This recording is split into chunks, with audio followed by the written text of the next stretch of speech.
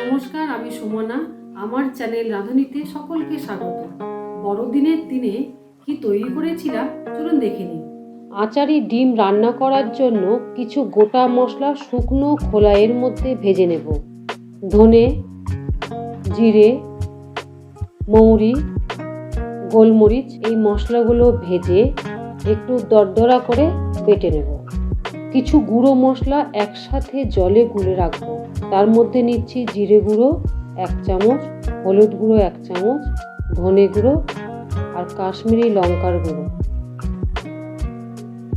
জলে ভিজিয়ে রাখলে মশলা বেশ নরম হয়ে যায় আর তরকারিতে স্বাদ ভালো হয়।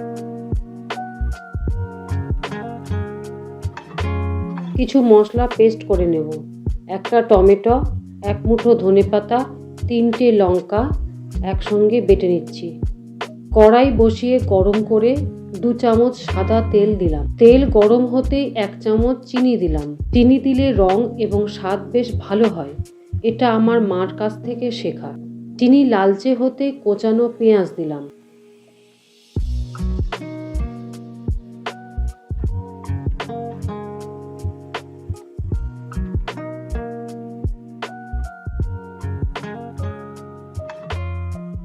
আর দিলাম কোচানো রসুন।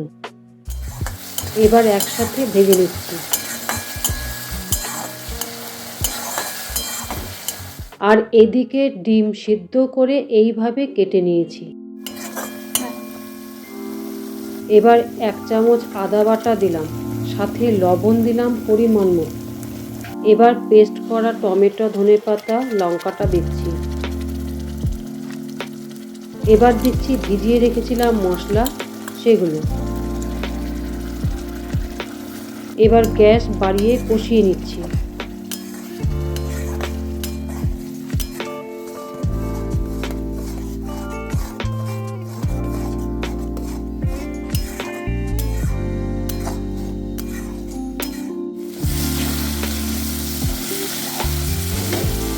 এবার খোলাই ভাজা মশলাটা দিলাম আর দিলাম 1 চামচ টক দই।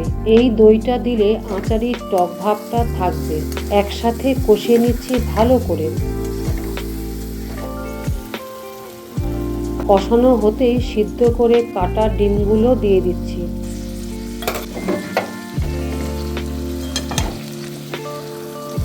এখন হালকা হাতে করে বেশ নেড়ে চেড়ে নিচ্ছি।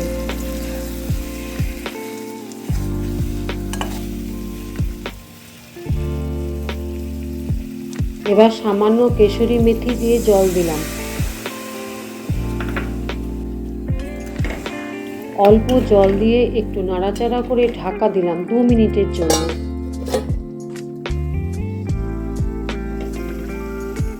ঢাকা খুলে একটু নাড়িয়ে দিলাম।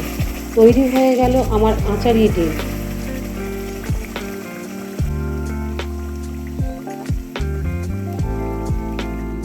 এবার বাটিতে উঠিয়ে নিচ্ছি আমার আচারি ডিম।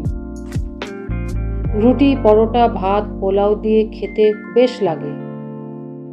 হঠাৎ করে লোকজন চলে এলে ঘরে অল্প ডিম থাকলে এই রকম রান্না করে খাওয়া যায়। খেতে বেশ সুন্দর লাগবে আর সকলে চমকে যাবে। ভিডিওটিকে ভালো লাগলে লাইক, কমেন্ট, শেয়ার করবেন এবং নতুন নতুন ভিডিও পেতে যারা আমার চ্যানেলটিকে এখনও সাবস্ক্রাইব করেননি তারা সাবস্ক্রাইব করে পাশে থাকা বেল বাটনে ক্লিক করবেন।